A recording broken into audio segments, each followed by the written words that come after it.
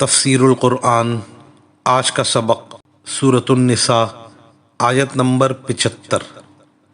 اعوذ باللہ من الشیطان الرجیم، بسم اللہ الرحمن الرحیم۔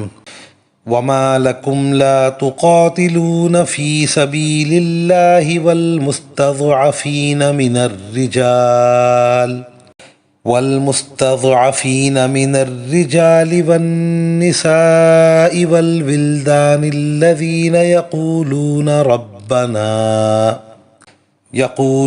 ربنا اخرجنا من هذه القرية الظالم اهلها واجعل لنا من لدنك وليا واجعل لنا من لدنك نصيرا۔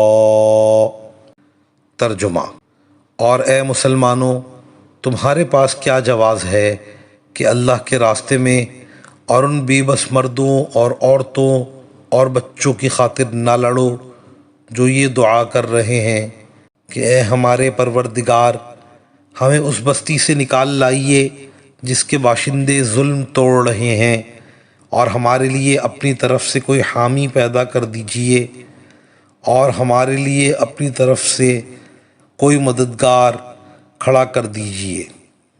اس آیت میں مسلمانوں کو اللہ کی راہ میں جہاد کرنے کی تاکید فرمائی اور فرمایا کہ تمہیں کیا عذر ہے کہ تم اللہ کی راہ میں قتال نہ کرو۔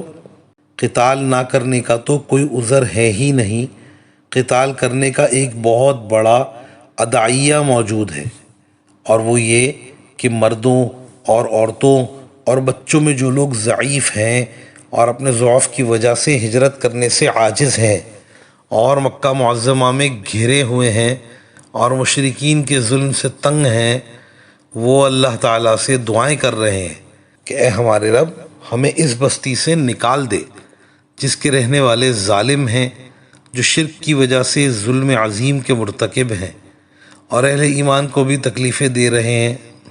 یہ ضعفاء مظلومین یہ دعا بھی کر رہے ہیں کہ ہمارے رب، ہمارا کوئی حمایتی بنا دے اور ہمارا کوئی مددگار بنا دے۔ صاحب روح المعانی لکھتے ہیں کہ اللہ تعالیٰ نے ان حضرات کی دعا قبول فرمائی۔ نبی کرم صلی اللہ علیہ وسلم کے ہاتھوں مکہ فتح ہوا اور آپ صلی اللہ علیہ وسلم نے ان سب ضعفاء کی مدد فرمائی۔ پھر آپ صلی اللہ علیہ وسلم نے ایک صحابی کو مکے کا والی بنا دیا اور انہوں نے ان ضعفاء کی حمایت اور مدد کی، یہاں تک کہ یہ لوگ سب سے زیادہ عزت والے ہو گئے۔ وآخر دعوانا ان الحمد للہ رب العالمین۔